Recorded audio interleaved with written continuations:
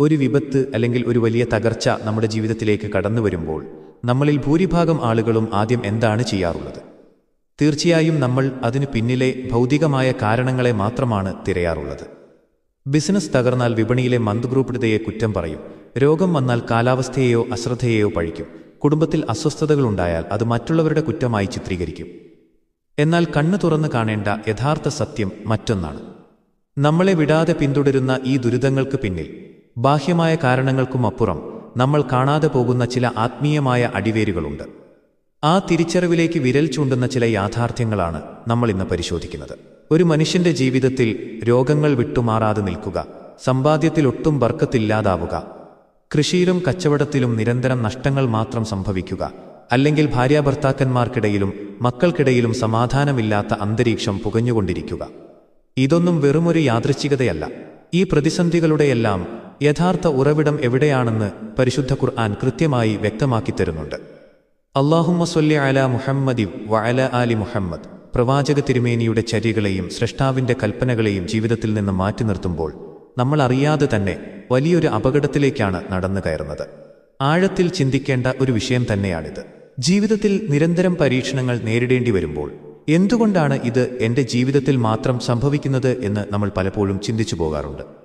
എന്നാൽ ഈ പ്രപഞ്ചത്തിൻ്റെ നാഥനായ അല്ലാഹു സുബ്ഹാനഹു വ തആല പരിശുദ്ധ ഖുർആനിലെ 42-ാം അധ്യായമായ സൂറത്തു ശൂറയിലെ 30-31 വചനങ്ങളിലൂടെ വളരെ ഗൗരവമേറിയൊരു സത്യം നമ്മെ ഓർമ്മിപ്പിക്കുന്നുണ്ട്. വമാ അസ്വാബകും മിൻ മുസ്വീബത്തിൻ ഫബിമാ കസ്ബത് ഐദീകും വയഅഫു അൻ കസീർ. നിങ്ങൾക്ക് എന്തൊരു വിപത്ത് ബാധിച്ചിട്ടുണ്ടെങ്കിലും അത് നിങ്ങളുടെ കൈകൾ തന്നെ പ്രവർത്തിച്ചതിൻ്റെ ഫലമായാണ്. ഒരുപാട് കാര്യങ്ങൾ അവൻ മാപ്പാക്കി തരികയും ചെയ്യുന്നു എന്നാണ് ഈ തിരുവചനത്തിൻ്റെ അർത്ഥം. നമ്മളെ സൃഷ്ടിച്ച പരിപാലിക്കുന്ന റബ്ബ് തന്നെയാണ് നമുക്ക് മുന്നറിയിപ്പ് നൽകുന്നത്.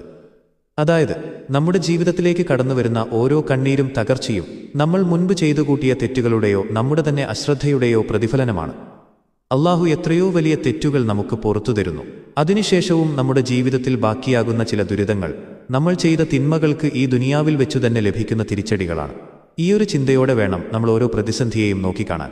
പ്രശസ്ത ഖുർആൻ വ്യാഖ്യാതാവായ മുഹമ്മദ് ബിൻ ജരീർ അത്വബരി റഹ്മത്തുല്ലാഹി അലൈഹി ഈ വചനത്തിന് നൽകിയ വിശദീകരണം നമ്മുടെ കണ്ണു തുറപ്പിക്കുന്ന ഒന്നാണ്. മനുഷ്യരെ, ഈ ഭൗതിക ലോകത്ത് നിങ്ങളുടെ ശരീരത്തിലോ നിങ്ങളുടെ കുടുംബത്തിലോ സമ്പത്തിലോ എന്തെല്ലാം തരത്തിലുള്ള വിപത്തുകൾ ഉണ്ടാകുന്നുണ്ടോ അതെല്ലാം അള്ളാഹുവിൽ നിന്നുള്ള ഒരു ശിക്ഷയുടെ ഭാഗമായാണ് നിങ്ങളുടെ മേൽ വന്നുഭവിക്കുന്നത് എന്നാണ് അദ്ദേഹം വ്യക്തമാക്കുന്നത്. നമ്മൾ പരസ്പരം ചെയ്യുന്ന തിന്മകളും സ്രഷ്ടാവിനോട് കാണിക്കുന്ന നന്ദികേടുകളും തന്നെയാണ് ഈ ശിക്ഷകൾക്ക് ആധാരമാകുന്നത്. മനുഷ്യർക്കിടയിൽ തന്നെ ഉണ്ടാകുന്ന പലവിധ അക്രമങ്ങളും ഇതിന് കാരണമാകുന്നുണ്ട്. മാതാപിതാക്കളോട് ചെയ്യേണ്ട കടമകൾ മറന്ന് അവരെ വേദനിപ്പിക്കുന്ന മക്കൾ, മക്കളുടെ അവകാശങ്ങൾ നൽകാതെ അവരോട് ക്രൂരത കാട്ടുന്ന മാതാപിതാക്കൾ, ഭാര്യ ഭർത്താക്കന്മാർക്കിടയിൽ പരസ്പരം പുലർത്തേണ്ട സ്നേഹവും വിശ്വസ്തതയും തകർത്ത് അവകാശങ്ങൾ നിഷേധിക്കുന്നവർ, ഇവരെല്ലാം ചെയ്യുന്നത് വലിയ തെറ്റുകളാണ്. ഒരാൾക്ക് അർഹതപ്പെട്ട കാര്യങ്ങൾ തടഞ്ഞുവെക്കുന്നതും മറ്റുള്ളവരുടെ അവകാശങ്ങൾ ചവിട്ടിമെതിക്കുന്നതും ജീവിതത്തിലെ സമാധാനം കെടുത്തും.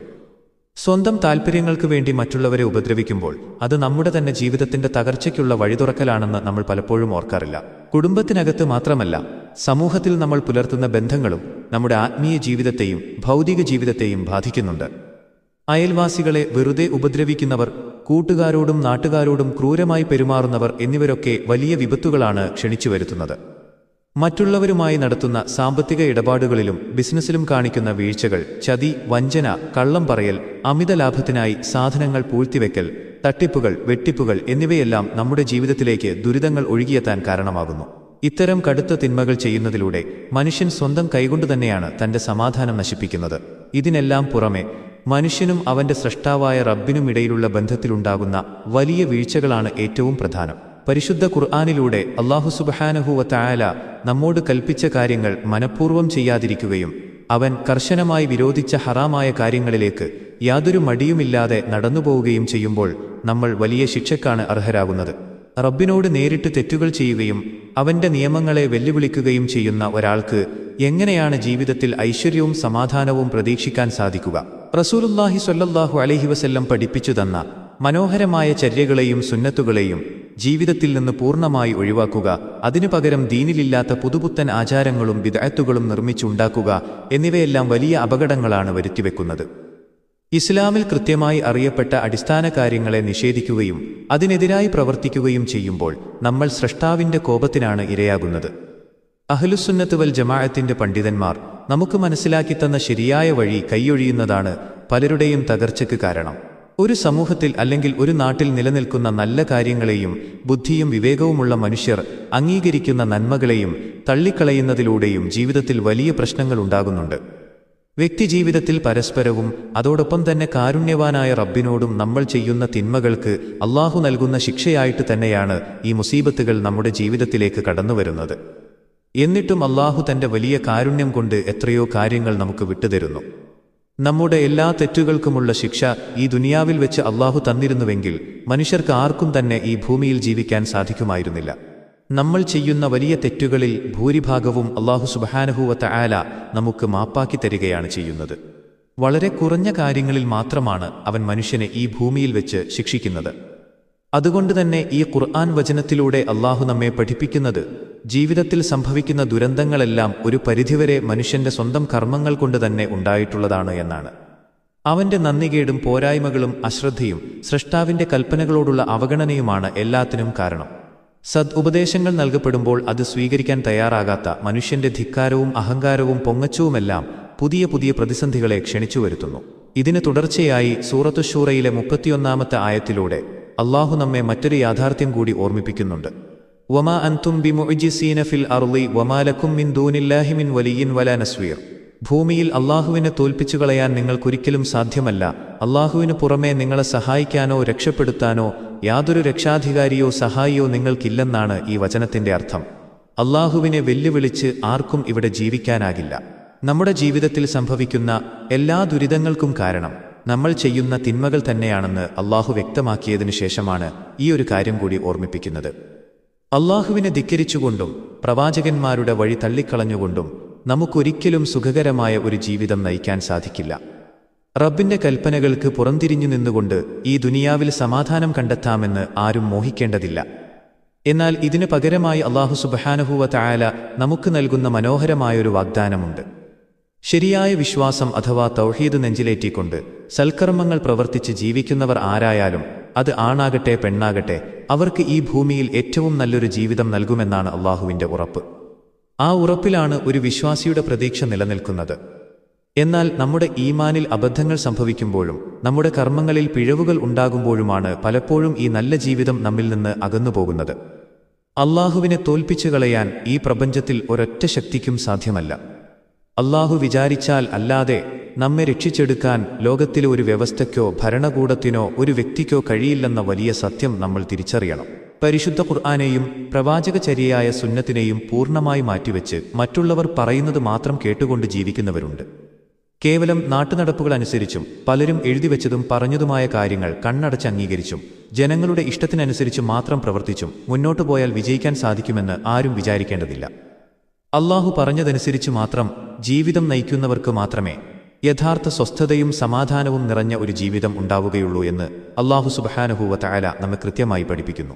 അതുകൊണ്ട് തന്നെയാണ് നമ്മുടെ പൂർവികരായ സ്വഹാബികളും സലഫുസ്വാലിഹീങ്ങളും ഈ വിഷയത്തിൽ വലിയ ജാഗ്രത പുലർത്തിയത്.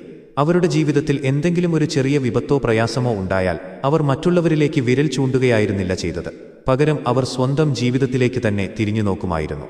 തങ്ങളുടെ ജീവിതത്തിൽ എവിടെയാണ് പോരായ്മ സംഭവിച്ചത്, എന്ത് അബദ്ധമാണ് തങ്ങൾക്ക് പറ്റിയത്, അള്ളാഹുവിനോടും അവന്റെ റസൂലിനോടുമുള്ള വല്ല അനുസരണക്കേടും സ്വന്തം ജീവിതത്തിൽ ഉണ്ടായിട്ടുണ്ടോ എന്ന് അവർ ആഴത്തിൽ പരിശോധിച്ചു. അത്തരം വലിയ മാതൃകകളാണ് നമുക്ക് മുന്നിലുള്ളത്. നമ്മളിൽ പലരുടെയും അവസ്ഥ ഇതിൽ നിന്നും തികച്ചും വ്യത്യസ്തമാണ്. ജീവിതത്തിൽ വലിയൊരു തകർച്ചയോ പ്രതിസന്ധിയോ ഉണ്ടാകുമ്പോൾ നമ്മൾ എപ്പോഴും അതിന് പിന്നിലെ ഭൗതികമായ കാരണങ്ങൾ മാത്രമാണ് അന്വേഷിക്കാറുള്ളത്. ഒരിക്കൽ പോലും അതിൻ്റെ മതപരവും ആത്മീയവുമായ കാരണങ്ങൾ കണ്ടെത്താൻ നമ്മൾ ശ്രമിക്കാറില്ല. സത്യത്തിൽ അത് നമ്മൾ വരുത്തിവെക്കുന്ന വളരെ ഗുരുതരമായ ഒരു അബദ്ധമാണ്. പ്രതിസന്ധികളിൽ തളരുമ്പോൾ മറ്റുള്ളവരിലേക്ക് വിരൽ ചൂണ്ടാനോ കുറ്റങ്ങൾ മുഴുവൻ മറ്റുള്ളവരുടെ മേൽ ചാർത്താനോ പാടില്ല.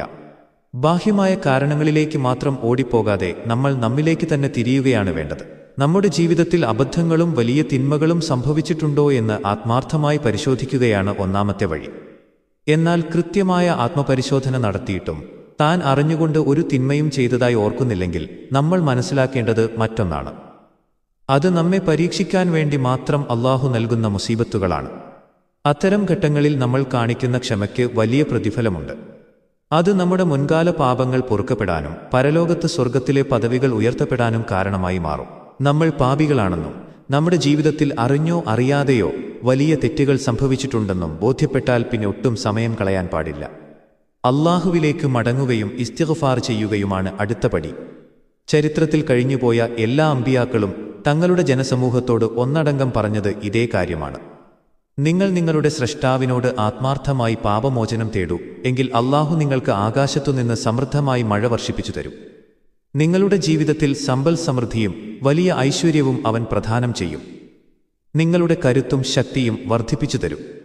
എന്നാൽ ഇതിനെല്ലാം ഒന്നാമതായി നമ്മുടെ നാവിൽ നിന്നും ഹൃദയത്തിൽ നിന്നും ആത്മാർത്ഥമായ ഇസ്തിഗ്ഫാർ ഉണ്ടാകണം. അതുകൊണ്ട് പ്രിയപ്പെട്ടവരെ, വിട്ടുമാറാത്ത രോഗങ്ങൾ കൊണ്ടോ സാമ്പത്തിക തകർച്ചകൾ കൊണ്ടോ നമ്മൾ പരീക്ഷിക്കപ്പെടുന്നുണ്ടെങ്കിൽ നമ്മുടെ ജീവിതത്തെക്കുറിച്ച് നമ്മൾ സ്വയം ഒന്ന് വിലയിരുത്തുക. പരിശുദ്ധ ഖുർആനിന് എതിരായ, പ്രവാചക ഹദീസുകൾക്ക് എതിരായ, സലഫുസ്വാലിഹീങ്ങൾ പഠിപ്പിച്ച മര്യാദകൾക്ക് വിരുദ്ധമായ ധാരാളം കാര്യങ്ങൾ നമ്മുടെ ജീവിതത്തിൽ കാണാൻ സാധിക്കും. ആ കാരണങ്ങളാൽ അല്ലാഹു നൽകുന്ന ശിക്ഷകളാണ് ഈ മുസീബത്തുകൾ. ഈ തിരിച്ചറിവിലേക്ക് നമ്മൾ എപ്പോൾ എത്തും? നമ്മുടെ ഉള്ളിലേക്ക് തന്നെ നോക്കാൻ നമ്മൾ തയ്യാറാകുമ്പോഴാണ് പല സത്യങ്ങളും വെളിച്ചത്തു വരുന്നത്. പലപ്പോഴും വലിയ വലിയ സ്വപ്നങ്ങളുമായി ബിസിനസ് രംഗത്തേക്ക് ഇറങ്ങുന്നവർക്ക് തുടക്കത്തിൽ നല്ല ലാഭം കിട്ടിയേക്കാം. എന്നാൽ പെട്ടെന്നൊരു ദിവസം എല്ലാം തകിടം മറിയുന്നു. കടം കുന്നുകൂടുന്നു, വായ്പകൾ തിരിച്ചടയ്ക്കാൻ കഴിയാതെ വരുന്നു. കൃഷി ചെയ്യുന്നവർക്കാകട്ടെ വിളവെടുപ്പിന്റെ സമയത്ത് പ്രതീക്ഷിച്ചതിന്റെ പകുതി പോലും കിട്ടാതെ വരുന്നു. ഇതിനെയെല്ലാം കേവലമൊരു സാമ്പത്തിക മാന്ദ്യം എന്ന് പറഞ്ഞ് തള്ളിക്കളയാൻ നമുക്ക് കഴിയില്ല. നമ്മൾ സമ്പാദിക്കുന്ന പണത്തിന്റെ ഉറവിടം ശുദ്ധമാണോ എന്ന് നമ്മൾ ചിന്തിച്ചിട്ടുണ്ടോ? പലിശയുടെയോ ചതിയുടെയോ അംശം അതിൽ കലർന്നിട്ടുണ്ടോ എന്ന് പരിശോധിക്കണം. പാവപ്പെട്ടവന്റെ കണ്ണീര് വീണ പണമാണ് നമ്മുടെ കൈകളിൽ ഇരിക്കുന്നതെങ്കിൽ അതിൽ ഒരിക്കലും അല്ലാഹുവിന്റെ ബർക്കത്തുണ്ടാകില്ല. ഒരു ഭാഗത്ത് നമ്മൾ പ്രാർത്ഥനകളിൽ മുഴുകുമ്പോൾ മറുഭാഗത്ത് മറ്റൊരാളുടെ അവകാശം തട്ടിയെടുക്കുന്നുണ്ടെങ്കിൽ ആ പണം നമ്മുടെ ജീവിതത്തിലേക്ക് വലിയ ദുരന്തങ്ങളെ മാത്രമേ കൊണ്ടുവരൂ. പണത്തിന്റെ കുറവല്ല, മറിച്ച് ഉള്ള പണത്തിൽ സമാധാനമില്ലാതാകുന്നതാണ് ഏറ്റവും വലിയ ശിക്ഷ. ഇത്തരമൊരു അവസ്ഥയിലൂടെ നിങ്ങൾ എപ്പോഴെങ്കിലും കടന്നുപോയിട്ടുണ്ടോ? നിങ്ങളുടെ സമ്പാദ്യത്തിന്റെ വഴികളെക്കുറിച്ച് നിങ്ങൾ ആഴത്തിൽ ചിന്തിച്ചിട്ടുണ്ടോ? ശരീരത്തെ ബാധിക്കുന്ന വിട്ടുമാറാത്ത രോഗങ്ങളുടെ കാര്യവും ഇതുപോലെ തന്നെയാണ്. അത്യാധുനിക സൗകര്യങ്ങളുള്ള ആശുപത്രികളിൽ മാറി മാറി കാണിച്ചിട്ടും പ്രഗത്ഭരായ ഡോക്ടർമാർ കുറിച്ചു നൽകിയ മരുന്നുകൾ കൃത്യമായി കഴിച്ചിട്ടും ചിലരുടെ രോഗങ്ങൾ ഒട്ടും ഭേദമാകാറില്ല. ഒന്നിനു പുറകെ ഒന്നായി കുടുംബത്തിലെല്ലാവർക്കും അസുഖങ്ങൾ വന്നുകൊണ്ടേയിരിക്കും. വലിയ തുക ചികിത്സയ്ക്കായി ചിലവഴിക്കേണ്ടി വരുന്നത് വഴി സാമ്പത്തികമായി വലിയൊരു തകർച്ചയിലേക്ക് കുടുംബം കൂപ്പുകുത്തുന്നു. ശാരീരികമായ ഇത്തരം പീഡനങ്ങളെ വെറുമൊരു ശാരീരിക അസ്വാസ്ഥ്യമായി മാത്രം കാണാൻ കഴിയില്ല. ശരീരത്തിന്റെ ആരോഗ്യം അല്ലാഹു നൽകിയ വലിയൊരു അനുഗ്രഹമാണ്. ആ ആരോഗ്യം ഉപയോഗിച്ച് നമ്മൾ ചെയ്തുകൂട്ടിയ തെറ്റുകൾ എന്തൊക്കെയാണെന്ന് ചിന്തിച്ചിട്ടുണ്ടോ? അല്ലാഹു തന്ന അവയവങ്ങൾ കൊണ്ട് ഹറാമായ കാര്യങ്ങളിലേക്ക് നോക്കുകയും ഹറാമായത് കേൾക്കുകയും തിന്മയുടെ വഴികളിലൂടെ നടക്കുകയും ചെയ്യുമ്പോൾ അതേ ശരീരം തന്നെ നമുക്കൊരു പരീക്ഷണമായി മാറുന്നു. നമ്മുടെ ശരീരത്തിന് രോഗം നൽകി അല്ലാഹു നമ്മെ ഓർമ്മിപ്പിക്കുന്നത് അവന്റെ അലംഘനീയമായ ശക്തിയെക്കുറിച്ചാണ്. ലബോറട്ടറി റിപ്പോർട്ടുകളിൽ തെളിയാത്ത പല രോഗങ്ങൾക്കും കാരണം നമ്മൾ ചെയ്തുകൂട്ടിയ തെറ്റുകളാണെന്ന വലിയ സത്യം നമ്മൾ എപ്പോഴാണ് തിരിച്ചറിയുക? കുടുംബ ബന്ധങ്ങളിൽ ഉണ്ടാകുന്ന അസ്വസ്ഥതകളാണ് മനുഷ്യനെ ഏറ്റവും കൂടുതൽ മാനസികമായി തളർത്തുന്നത്. ഒരേ മേൽക്കൂരയ്ക്ക് കീഴിൽ താമസിച്ചിട്ടും ഭാര്യാഭർത്താക്കന്മാർക്കിടയിൽ ശത്രുത പുകയുന്ന അവസ്ഥ എത്രയോ വീടുകളിലുണ്ട്. നിസ്സാര കാര്യങ്ങളെ ചൊല്ലി വലിയ വഴക്കുകളുണ്ടാകുന്നു, പരസ്പരം സംസാരിക്കാതിരിക്കുന്നു, ഒടുവിൽ അത് വിവാഹമോചനത്തിന്റെ വക്കിൽ വരെ എത്തിനിൽക്കുന്നു. മക്കളെ കെട്ടിച്ചയച്ചതിനു ശേഷവും സമാധാനമില്ലാതെ മാതാപിതാക്കളുടെ നെഞ്ചു ഉരുകുന്ന കാഴ്ചയും നമ്മൾ കാണാറുണ്ട്. പുറത്തുനിന്നുള്ള ആരും ഈ വീടുകളിൽ വന്ന് പ്രശ്നങ്ങൾ ഉണ്ടാക്കുന്നില്ല. എന്നിട്ടും എന്തുകൊണ്ടാണ് അവിടെ സന്തോഷം ഇല്ലാതാകുന്നത്? വീടുകളിൽ നിന്ന് അല്ലാഹുവിന്റെ സ്മരണകൾ അകന്നു പോകുമ്പോഴാണ് അവിടെ പിശാച് താവളമാക്കുന്നത്. പുലർച്ചെയുള്ള പ്രാർത്ഥനകൾ മുടങ്ങുകയും വീടുകളിൽ ഖുർആൻ പാരായണം ഇല്ലാതാവുകയും സിനിമകൾക്കും പാട്ടുകൾക്കും കൂടുതൽ സമയം മാറ്റിവെക്കുകയും ചെയ്യുമ്പോൾ ആ വീടിന്റെ ഐശ്വര്യം പൂർണ്ണമായും നഷ്ടപ്പെടുന്നു. പരസ്പരം സ്നേഹിക്കേണ്ട ഹൃദയങ്ങളിൽ അല്ലാഹു വെറുപ്പാണ് ഇട്ടു നൽകുന്നത്. സ്വന്തം കുടുംബത്തിൽ സമാധാനം തിരികെ ലഭിക്കാൻ നമ്മൾ എപ്പോഴെങ്കിലും അല്ലാഹുവിലേക്ക് കൈകൾ ഉയർത്തി കരഞ്ഞിട്ടുണ്ടോ? അതോ ബാഹ്യമായ കുറ്റപ്പെടുത്തലുകളിൽ മാത്രം അഭയം കണ്ടെത്തുകയാണോ? മറ്റുള്ളവരുടെ അവകാശങ്ങൾ നിഷേധിക്കുന്നതിലൂടെ നമ്മൾ നമ്മുടെ തന്നെ നാശത്തിനാണ് വഴി തുറക്കുന്നത്. സ്വന്തം മാതാപിതാക്കൾ പ്രായമാകുമ്പോൾ അവരെ നോക്കാൻ മടിക്കുന്ന മക്കൾ ഇന്ന് സമൂഹത്തിൽ കുറവല്ല. അവരെ മാനസികമായി വേദനിപ്പിക്കുകയും ഒറ്റപ്പെടുത്തുകയും ചെയ്യുമ്പോൾ മക്കൾ സ്വന്തം ജീവിതത്തിലേക്കാണ് ശാപം ക്ഷണിച്ചു വരുത്തുന്നത്. അതുപോലെ തന്നെ മക്കളുടെ ആവശ്യങ്ങൾ കണ്ടില്ലെന്ന് നടിക്കുന്ന മാതാപിതാക്കളും വലിയ തെറ്റാണ് ചെയ്യുന്നത്. അയൽവാസിയുടെ അവകാശങ്ങൾ മാനിക്കാതെ അവരെ നിരന്തരം ശല്യം ചെയ്യുന്നവർക്ക് അവരുടെ പ്രാർത്ഥനകൾക്ക് ഉത്തരം കിട്ടാൻ വലിയ ബുദ്ധിമുട്ടായിരിക്കും. ചതിയിലൂടെയും വഞ്ചനയിലൂടെയും നേടിയെടുക്കുന്ന താൽക്കാലിക ലാഭങ്ങൾ ഒരുപക്ഷെ വലിയ നേട്ടമായി തോന്നാം. എന്നാൽ ഓർക്കുക, അത് നമ്മുടെ ജീവിതത്തിന്റെ അടിത്തറ തന്നെയാണ് ഇളക്കുന്നത്. സ്രഷ്ടാവ് നൽകിയ അതിരുകൾ ലംഘിക്കുമ്പോൾ നമ്മൾ വലിയൊരു തകർച്ചയിലേക്കാണ് നടന്നു നീങ്ങുന്നത്. ദുനിയാവിലെ താൽക്കാലിക സുഖങ്ങൾക്ക് വേണ്ടി പരലോകത്ത് വലിയ ശിക്ഷകൾ മറന്നുപോകുന്ന മനുഷ്യൻ എത്രയോ നിർഭാഗ്യവാനാണ്. നിങ്ങളുടെ ജീവിതത്തിൽ എപ്പോഴെങ്കിലും ഇത്തരം വീഴ്ചകൾ സംഭവിച്ചിട്ടുണ്ടോ എന്ന് ചിന്തിച്ചിട്ടുണ്ടോ? മറ്റുള്ളവരോട് ചെയ്ത അനീതികൾക്ക് മാപ്പ് ചോദിക്കാൻ നമ്മൾ ഇനിയെങ്കിലും തയ്യാറാകേണ്ടതില്ലേ? അല്ലാഹു സുബ്ഹാനഹു വ തആല നമ്മെ ഏറെ സ്നേഹിക്കുന്നതുകൊണ്ടാണ് ചില ചെറിയ പരീക്ഷണങ്ങളിലൂടെയെങ്കിലും നമ്മെ ഉണർത്തുന്നത്.